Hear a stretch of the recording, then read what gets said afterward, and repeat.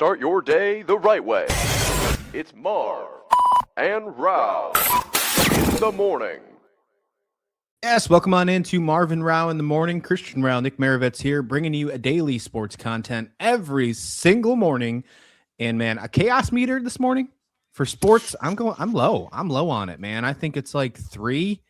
We don't have any bangers happening. We got some previews to talk about. Now there's some coaching changes. I'm going chaos meter 3 today. How about you? You could push it up to 4. I think you could push it up to 4, but yeah, you wouldn't want to get too much higher than about a 4. Are we doing this wrong? Should we do is round numbers? Probably should be round. We probably need to go decimals here.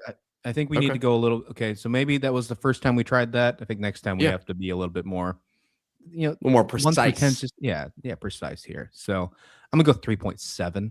3.7 is where I'm gonna go here. So you're right, closer to 4 on this one, but we don't round up. There's no doubt about that. Hey, got some interesting news.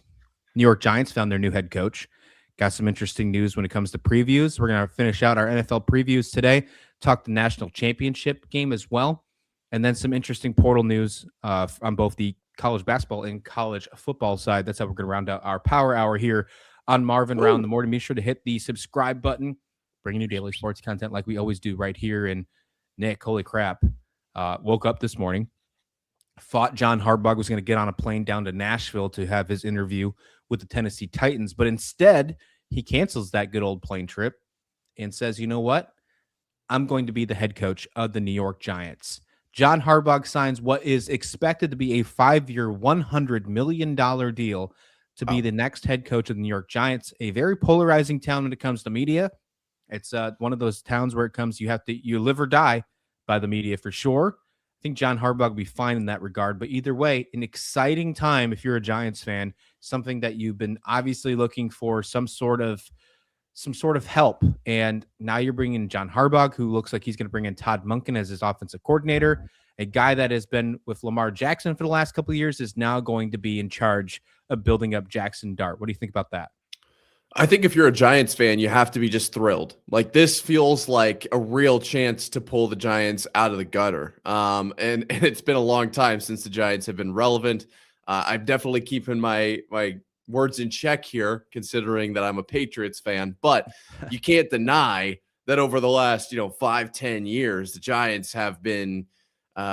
It's not as bad as the Jets, but it certainly has not been good. Nothing's as bad as the Jets. Let's remember exactly, and we'll get into that later today too. But this does feel like the beacon of hope that the Giants have needed. Not saying that Daboll, honestly, I think that Daboll could have been the guy. Like, I legitimately do. It just kind of had some bad circumstances, this, that, and the other. You got to move on. It is what it is. But now with Harbaugh, this feels like if you can't get it right with Harbaugh, we need to revisit a lot of, maybe some bigger picture stuff. This is super exciting. I feel like you mentioned Lamar. What can he do with Jackson Dart? A guy who absolutely can use his legs, but more probably I would say of a passer. If I had to, just kind of generally make a statement on that, you got Scadaboo. The pieces are starting to come together for the Giants. Then you look ahead to this draft, and they have a real opportunity to make this team a lot better. I don't know, man. I'm not going to say they're going to win the NFC East next year, but they do have, I think, a significantly better chance now than they did a week ago. 2011 is when the Giants won the Super Bowl with Tom Coughlin, with Eli Manning. That's the last time they won the Super Bowl. Since then, they've only made the playoffs twice. Since then, they've only had 3 winning seasons. John Harbaugh comes in as the head coach of the Baltimore Ravens for the last, 18, 19 years. He had a winning season in every year but one of them. So you're bringing in a winning mentality, whether you like it or not, which of course I think you obviously like it, but I think that is the main takeaway here. The Dallas Cowboys haven't been anything for quite a long time. Are they building the right direction? Who knows? Because there's always the possibility that maybe they are, maybe they're not. The Commanders had a great year last year, but then Daniels got hurt this year, and they're making some changes to their offensive and defensive staffs. So it makes you wonder where their directions are going to go. And the Eagles just lost in the wild card, and they're looking for an offensive coordinator again for Jalen Hurts. Do they continue to be? Their defense is solid, but there are so many questions about that offense. John Harbaugh has the chance, the opportunity. Oh, and by the way, they have a young core already with Jackson Dart, Cam Scadaboo. They have that young core already. That the pass rush that they have with Abdul Carter and Thibodeau and all that stuff is electric. You bring in a guy, a proven coach like John Harbaugh, and I don't think it's out to left field to say that if you make this offseason right, if you make this one offseason right, which I would expect that Joe Shane, the GM, is still on the hot seat, even though he brings in John Harbaugh. This will probably be his last hire if it doesn't go right. Even if it does go right, it's probably his last hire. Harbaugh's probably not going anywhere for 10 years if that's the case, at least 5 on the $100 million deal. But if you get this offseason right, I don't think it's out to left field to say that New York can be at least a wild card team in the NFC next year, right away. Absolutely. Yeah. Right now they're obviously picking 5 projected, Jordan Tyson, potentially new tackle. If they go to the defensive side of the ball, there are some really solid names at that 5 spot. Obviously could move around in there, plus or minus a few picks, just depending on what they want. But I think this Giants team can get a lot better in the draft. And like you said, like they already have a lot of the pieces. Remember, they might not have been winning quite as much as I think a lot of people thought they were because of how fun this team was, but this team was clicking early on in the season before the Scadaboo injury, before it felt like everything fell apart. If nothing else, you know me, I'm a vibes guy. The vibes in New York this last season early on were phenomenal, which was weird. I mean, it was. And in some places it makes sense. Like that's like, oh yeah, of course the vibes were phenomenal. It's the early on in the season. It felt like for the last few years, it didn't matter. For the Giants, your vibes were just going to suck constantly. You're the Giants. Like, I don't know what to tell you. But early on this year, it felt like they had that fixed. The relationship between Scadaboo and Jackson Dart was awesome. 2 rookies that were just loving life, living the best life playing ball. And I think it all starts with vibes in some respects. And there was a hope for the rest of the season. Then, of course, things don't go the way that they wanted them to, but it was a step in the right direction. Now with Harbaugh and a potential, relatively high pick, I would say at 5 right now, that's a pretty solid pick. They can for sure be a wild card team next season. I would almost say they can make a push for that NFC East, just because you don't ever really know what the division's going to look like. And I think as far as up versus down trends, I would say New York is in the up trending department and one of few in that division.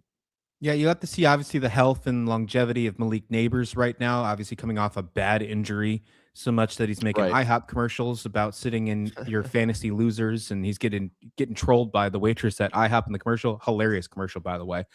But on the flip side, I'm trying to think of all the Harbaugh years. Has there ever been a time where he's had a bad tight end? And if that's not the case, I can't think of that. Giants obviously could use a little bit of work there.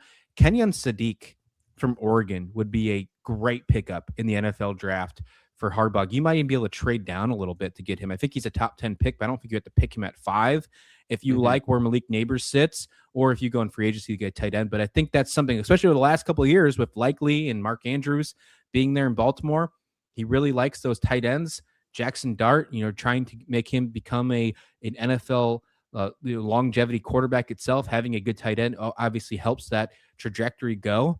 I think that could be a direction they go in year one, trying to build that core even more, is getting a solid tight end in the mix. Kenyon Sadiq from Oregon would be a huge addition for that one. Just putting out early vibes on the NFL draft, since of course John Harbaugh's been the Giants coach for a very long time now, for about 20 minutes.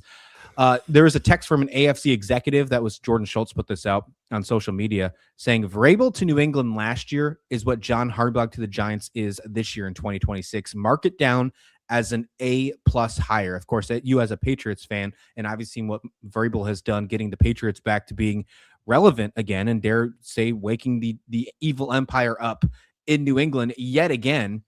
Well, Harbaugh doesn't have to worry about New England, at least until the Super Bowl. He's on the NFC side now. He doesn't have to worry about his brother with the Chargers now. He's got to worry about players like McVay and the Rams. He's got to worry about Seattle, the number 1 seed right now. He's got to worry about San Francisco. He's got to worry about those. And then, of course, the Eagles being in his division.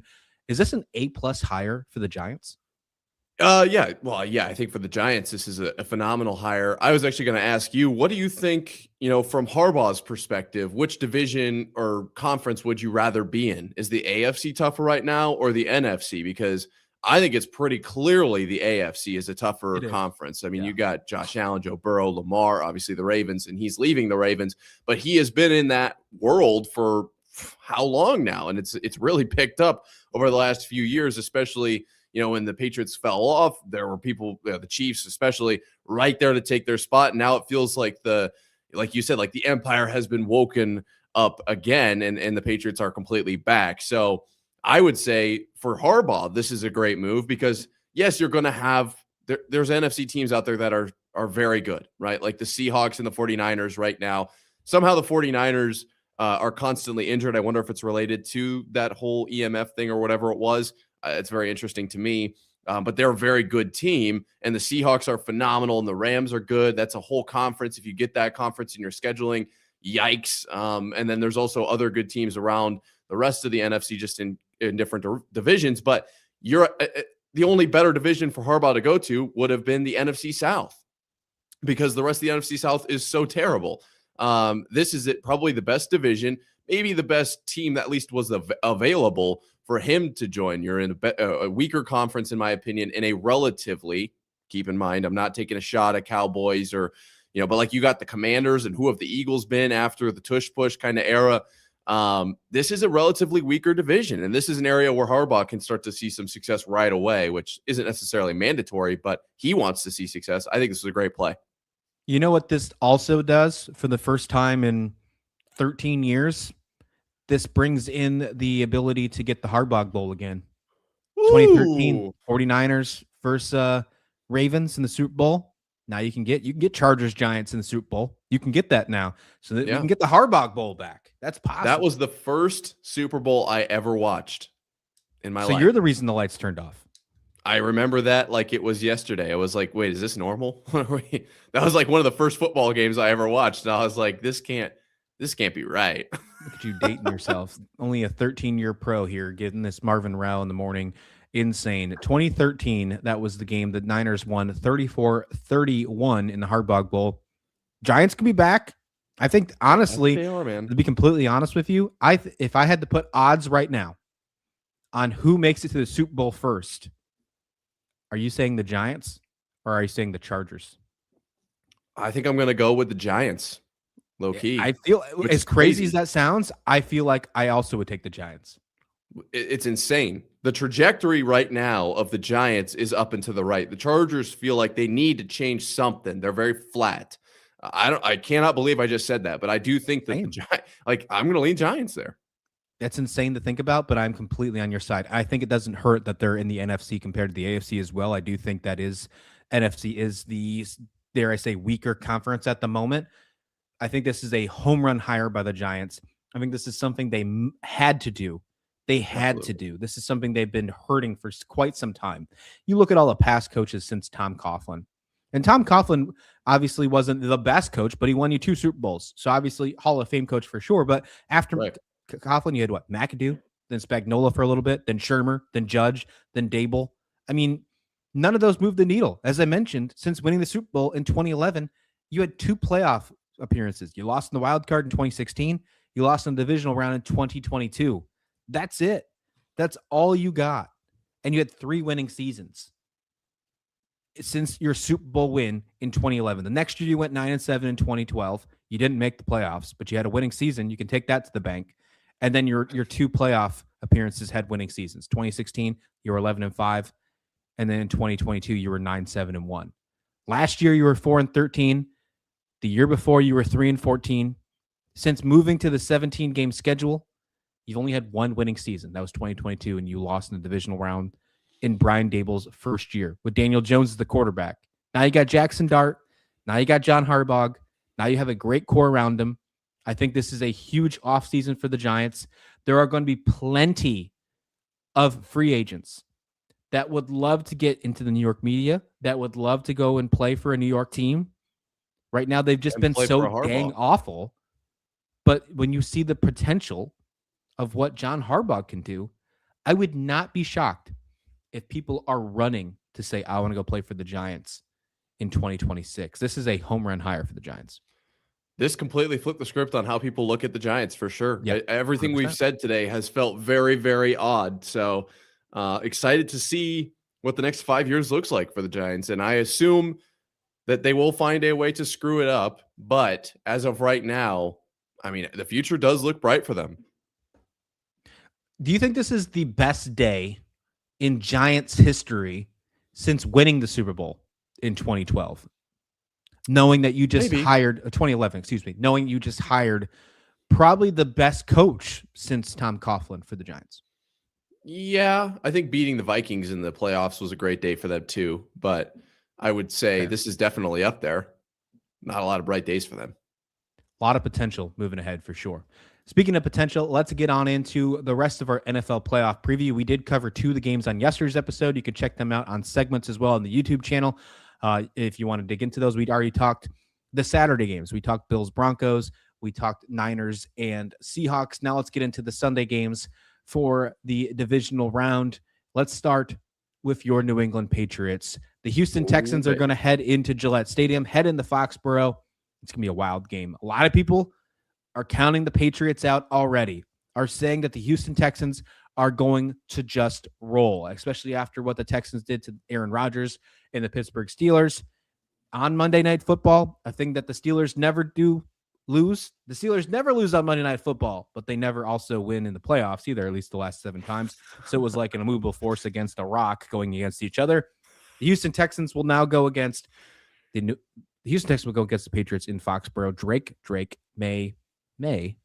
What do you think about that? What do you think about this one here? What is your initial vibes on this game? Well, my initial vibes are Patriots going to win by 80, right? Like that's how my brain is wired to be run. But then I watched vibes. Is it the same thing right now? These are good vibes. Yeah, these are good vibes. But then I use my brain a little bit more, right? I kind of get out of caveman mode and start looking at what that Texans defense looks like. Oh man, that is going to be challenging. So really what this comes down to for me is if the Patriots can find any way to score, be it on defense, be it in the special teams game, be it on offense, they will win this game. I have very minimal confidence in the Texans offense right now. Their defense is just like, if you were to rank, let's say this, you have 100 points to give to the offense and the defense. They can both go to 100, but you only get 100 points for both sides of the ball, right? So like which is better? I would give 98 of the points to the defense. I have not been impressed with this offense as of late, especially. So can they turn it on? Absolutely. They definitely could. We'll see where Gonzo is at. Obviously, we don't know where as Nico, I think was the guy I'm thinking of, that we don't know really exactly where he's at with the concussion situation. Yes, he's questionable right now. So we'll see exactly how the matchup kind of falls. But as of right now, I am leaning, if the Patriots can score at all, they're moving on to conference championship weekend. I thought I saw somewhere Nico Collins is already ruled out. I'm checking that right now. I do think he's already ruled out of the game. Even if he's not, I assume he's not going to be. Yeah. The fact that he's dealing with a concussion, even if he does play, I'm pretty sure that was a nasty hit, though. Let's just be clear. Yeah, it was nasty. That was, I mean, and you feel bad for those players like that. Like that's just unavoidable. Couldn't get your hands up. It's tough. The only good thing about the Houston's offense against the Steelers was Christian Kirk, though. It wasn't even really Nico Collins. It wasn't all the rest of them. Christian Kirk was outstanding in that game. The fumbles was just wild from CJ Stroud. If the Steelers offense had any pulse in that wild card game, the Houston Texans are not moving on. As wild as that score looked like to finish that game, if the Steelers had any pulse in that wild card game, the Houston Texans are not moving on because CJ Stroud was so terrible. 5 fumbles? Are you kidding me? Gave them too many opportunities. If Vrabel's defense can capitalize on any of those mistakes, because you have to assume that CJ Stroud's going to probably make a couple. Yeah. Because you don't go from 5 to 0. That doesn't happen very often. It doesn't happen very often. I'm going to say that Vrabel finds a way to make him make mistakes. And to be completely honest, if you're going from a 5 turnover game in the postseason, that's all you're thinking about this week is how do I protect the football? That means that you're probably going to play a little bit more conservative. You're probably not going to take some big shots. And that is the perfect opportunity for the Patriots to strike, meaning they're aggressive. They blitz. They give CJ Stroud a reason to have the yips. We saw a few years ago, CJ Stroud was starting to get in that position where he's starting to have the yips. Where his offensive line was going to be in a question mark. Like, is he going to be the guy? Yeah, they made it to the playoffs, but like they limped in. a few years ago, and they still were, obviously not the best team. Vrabel could totally capitalize on that. I'm leaning Patriots in this game. I think the Patriots win this football game. Although, if Drake May, there's one thing that they say about the Patriots this year. They haven't played anybody. That's not their fault, but they say they haven't played anybody. Drake May, I think, only has one win against a winning team this year or something like that, something bizarre. I think it's 2 now of the playoffs. That's the only thing that I think is against the Patriots right now. Is like, okay, you're playing a good team in Houston, a very good defense, maybe the best defense you've played all year. Can Drake May prove that he deserves to be the MVP of the league? If so, I think the Patriots win handily. Yeah, the defense is going to be the best they've played all year because I think whoever runs into Houston is playing the best defense they've played all year. I think Houston is that team. The other side of the coin that I just want to reintroduce to people really quickly is Drake May played his worst game, arguably, of the season in the first round against the Chargers as well. There was a lot of boneheaded, in my opinion. I guess I'm not a professional quarterback, but why are we still hanging on to that ball? Why are we still trying to throw that? Take the sack. They ended up being fumbles.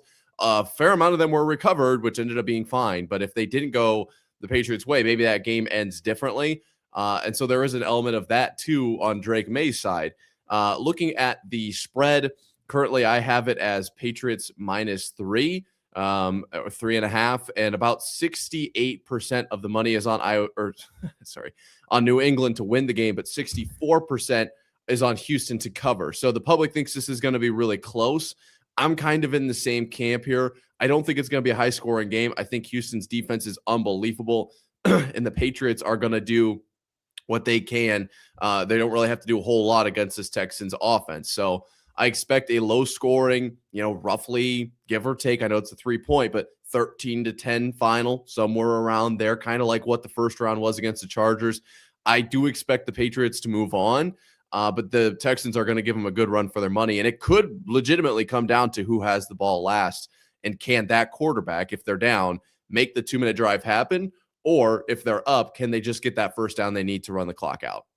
Yeah, line right now is -3 to Patriots. And over-under is 41.5. So right now you would take Patriots at -3 and the under. That's what you're saying you'd take? That's what I would lean. Absolutely. Yeah. I'm not against that at all. That's probably where I'd be leaning as well. I don't know. The over-under is something that I would kind of be against because I do think that Drake May is going to have a better game. I do think CJ Stroud has a better game too, but I do think at the end of the day, it's going to be turnovers that do hurt the Houston Texans because you don't go from 5-0. You don't. And I think if you have 2, I think the Patriots capitalize a lot more than the Steelers did. As much as I'm a Patriots fan and I am advocating for them, you don't you have what? I think he had 5 fumbles or something like that. I don't remember what it was. What did Drake May have last week that they won 3 of those? I think it was, or 2 of the 4 or something ridiculous. You don't, that's more luck than the actual fumbles is actually recovering them. So you can't assume it's going to go every bounce is going to go the Patriots' way either. So while yes, the turnovers are glaring for Texas, or for the Texans, you can't ignore the fact that the Patriots just recovered a lot of theirs, and so it doesn't show up as ugly. 3 p.m. Eastern time. That's the ESPN ABC game. According to ESPN analytics, New England is a 51.7% favorite in this one. It's basically a coin flip. So I think we're getting to the point in the playoffs where you're not going to get these huge favorites. I think you're going to have basically coin flips because we're down to the Final Four in each part of the conference, and I think most of these teams are pretty evenly matched. You're going to get to the point where you're pinpointing, what is the things that really come into play? Is it the turnovers? Is it the fact that we've seen so many turnovers from CJ Stroud? Is it the fact that you can't trust the running game of like the Houstons? Like, is Marks going to be enough for you in this one? There's so many good running backs for New England with Henderson, and you hope that Stevenson can step up. The Nico Collins injury, there's just so many things at the end of the day. When I'm taking this team on each side, if I'm playing this on paper, because of course we know we play the game on paper, not grass, right? Right. I'd rather have New England's offense and defense on this football game. I would rather have Houston's defense, but I don't think the offense is good enough to make me want to take the Houston Texans to win this game. I'm taking New England to carry this one, and them being a 3-point favorite in this one doesn't change it at all for me. I think they win by at least 7 points in this one. I'm going to go, you said 13-10. I'm going to go a little higher here. I'm going to go 24-17. That's what I'm going to say for final game in this one. I don't hate it. I'm excited to see it play out, but man, it could be a defensive battle. That's for sure. The Los Angeles Rams are going to continue to hopefully try and surprise some people. At least that's what they hope it to be, but they got to go to Soldier Field in Chicago to make that happen. Cam Williams, look at that. Caleb Williams. Jeez, what am I thinking here? Caleb Williams got the first win in Chicago in the playoffs in a very long time. In a wild fourth quarter comeback against the Packers last week, 25 points scored in the third quarter. I don't think that works again against the Rams. I think you have to play all four quarters against this Rams team if you want to win a football game again at Soldier Field. Biggest question is, can Ben Johnson and Caleb Williams make that happen again? Can they do that? Can you see a Bears team being able to play 4 full quarters against this Rams squad? If not, you're talking about a potential upset. Yeah, I'm not leaning towards the Chicago Bears being able to play 4 full quarters. And then it becomes, how much can they capitalize basically in like the second half? And can they keep the lead for the Rams manageable, right? If it becomes a tale of two halves and LA scores, 400 points in the first half, now you have to score 400 in the second. If you're only down 4 points in the first half, even if LA, just completely outplays you in every phase of the game, we've certainly seen games where, a team they're just defeated in the line and they aren't making any catches and they're giving up tons of yards, but somehow they're only down 6 or they're only down 3 or whatever it is. Then you're in a manageable position. And I do think that I like the Chicago Bears late in this game, but can they keep the lead within striking distance? Because you can't find yourself down, 21 or whatever it was. I forget the exact margin. It was right around that 20 mark late in the game against the Packers. You can't find yourself in that same position against the Rams. I think that'll be too much. If you're only down 10, with a full quarter to go, that's very doable. And I think that the Bears can get it done if that's the case. Yeah, I'm with you on that one for sure. The odds on this one right off the bat, just digging into it, Rams are actually a 3.5 point favorite, over under sitting at 48.5. I do think that over is pretty safe. Like, that's the first thing that came to my mind is like, I think that this is going to be a high scoring affair, no matter what side it looks like. I'm kind of leaning towards taking Chicago with the 3.5 points. I don't know if they win this football game, but that half really just kind of looking at me. It's like, I feel like if this game, this is a game I totally can see could come down to a game winning field goal. That's what I'm thinking here. Big man Mervis might come in for a win here for the Rams to get a field goal. And of course, the fact that special teams was such a big deal last week in Soldier Field with McManus for the Green Bay Packers missing 7 points wouldn't shock me if it came down to a special teams victory again in Chicago, maybe the other way around. I'm going to lean the Rams winning this football game. I think it's inevitable that the Rams continue to move on. McVay is just such a good offensive mastermind. And they're going to continue to talk about how great Ben Johnson is at the offensive side. But I think their luck's going to run out just a little bit if I'm a Chicago guy. But hey, look, this is year one of Ben Johnson. You're already doing amazing things. And I think you like the trajectory moving forward for Chicago. I just don't think it makes it to the NFC Championship in year one of Ben Johnson, especially since you run into McVay. Give me the Rams to win this game, but by less than 3.5 points. I think it's a game-winning field goal. Give me like a 2-point victory for the Rams. Wow. Yeah, 67% of the money is on Chicago to cover the 3.5. I'm seeing maybe 4.5. You could get it in some places, but only 43% is on them to win the game. Now, when you're looking at that, you say, oh, well, then 57% of the money is on LA to win the game. I actually see that as it's not as one-sided in the victory department as it is in the spread department. And so I am leaning towards the Bears here now, not only because of these gambling statistics that I'm seeing, partially because of the fact that I've seen a lot of holes in the LA Rams. Up until this point, they haven't played that well, especially late in the season. I think a lot of people are still looking at that start to the year for LA. I mean, they did start the year ridiculously hot. After losing to the Eagles and the 49ers, they ripped off, 6 straight wins before losing to the Panthers. And since that loss to the Panthers, they've beat the Cardinals, beat the Lions, loss, and then the playoffs, right? Yeah. So yeah, just kind of been shaky over the last 6 weeks or so, or whatever that count would be.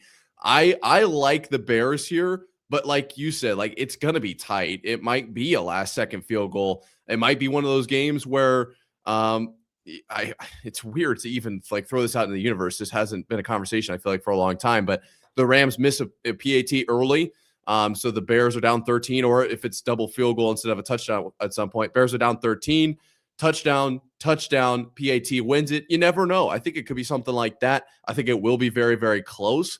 But somehow, some way, I think the Bears can get this done. I am leaning in the Bears' direction here, which is just mind-boggling. What a show today. We're talking about the Giants in a positive light. The Bears can go to the NFC Championship game.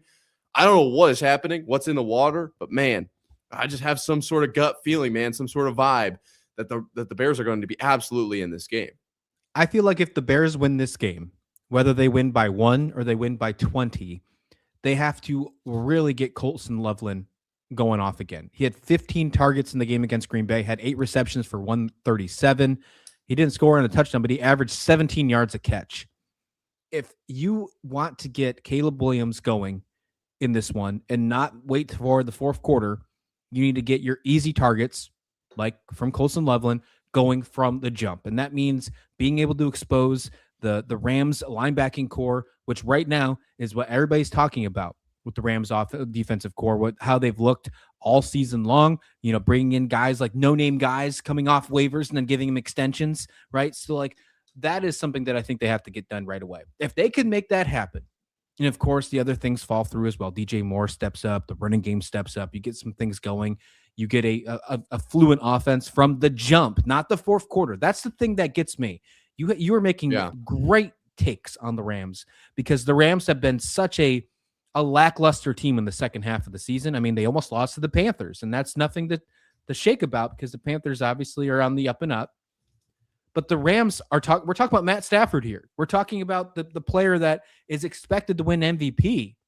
We're talking about a defense that has shown very good signs, but they have been very lackluster over the last couple weeks of the year. And there's a reason why they're playing for the second week in a row and not being the number 1 seed in the NFC, something that they expect to be earlier this season.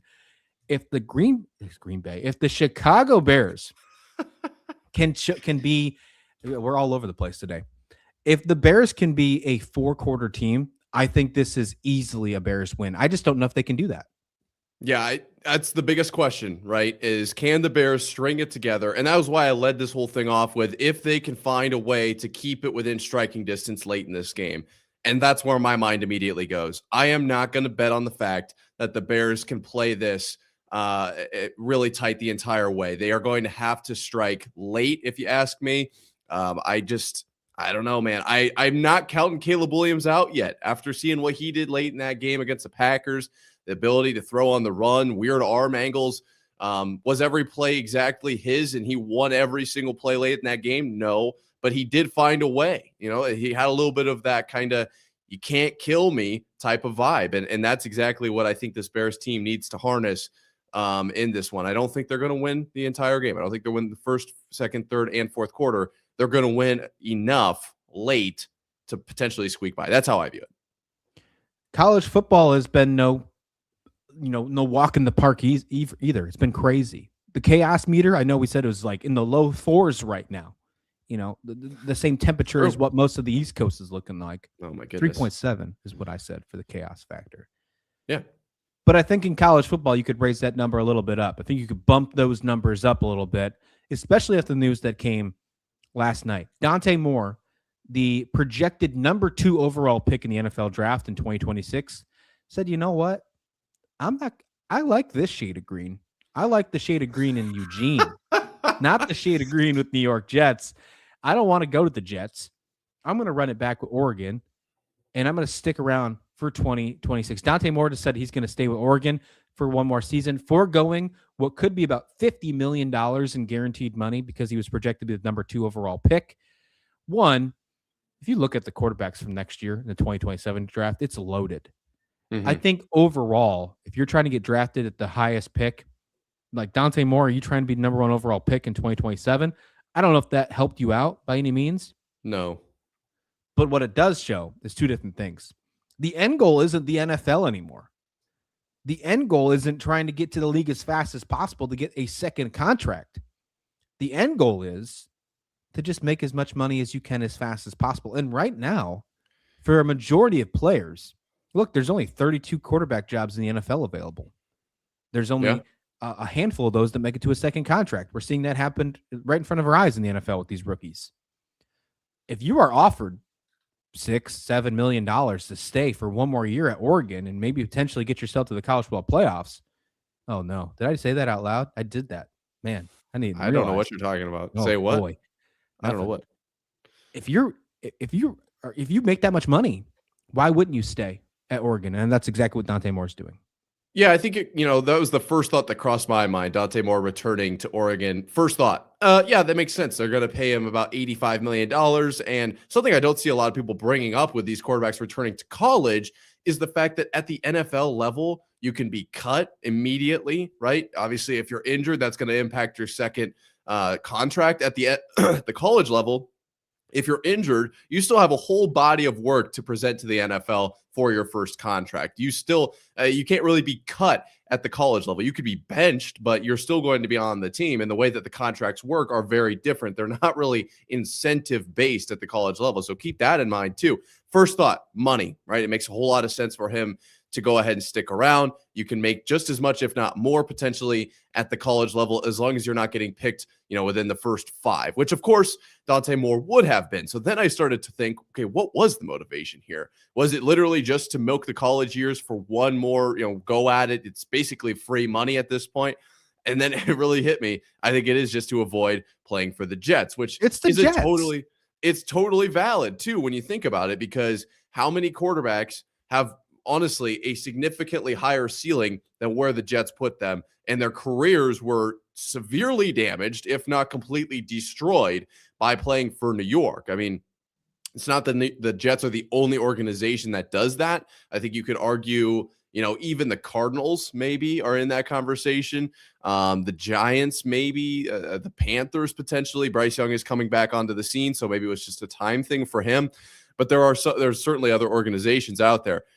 For Dante Moore, you don't want to come in and be the Band-Aid for the Jets, and then you look terrible, and it's impossible to get another contract, and you have to go to another mediocre team and absolutely ball out, and it's just a difficult path the entire way, when you could, in theory, wait another year, get into a loaded class, and then if you fall a little bit and end up on a better team, it's not the end of the world, because you just made a ton of money coming back to college. Like, this is a win-win-win-win situation for Dante Moore, is the way that I view it. Now, not exactly a win for Dylan Raiola, but I don't think it really matters. I think this is for Oregon too, with like Dante Moore sitting behind Dylan Gabriel, and then now you've got Dylan Raiola sitting behind Dante Moore. It just kind of makes sense for the organization and for Dante Moore. Dylan Raiola, I don't know what to tell you. It's just something that's kind of how the cards fell. But I think in a lot of different respects, this makes sense all around. Unless you're a Jets fan, you really wanted Dante Moore, I don't know how you could be upset about this.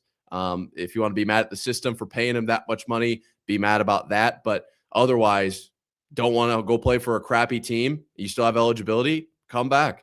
Roll the dice again next season. There is a 35-year case study on the New York Jets about them being impatient when it comes to quarterbacks. Let me explain. Since the 1990-1991 season, where Ken Bryan started the entire games, all 16 each of those years, since then, there has only been 5 other years in the past 35 where a quarterback has played all 16 or 17 games of the season. Boomer Esiason in 93, Vinny Testaverde in 2001, Brett Favre in 08, Mark Sanchez in 2010 and 2011, and then Aaron Rodgers last year in 2024. So other than that, it's been a rotating door at quarterback for 35 years, since 1990. I know pizza joints that haven't been around that long. Why would you want to go to the New York Jets? Insane. You're talking about Justin Fields didn't work. Tyrod Taylor. I mean, there's a funny thing going around that after Tyrod Taylor comes in, the next rookie quarterback comes and becomes your franchise quarterback. We've seen that happen a couple different times. Jackson Dart, Josh Allen, things like that. But I think it ends here with the Jets. Yeah. I mean, Zach Wilson didn't work.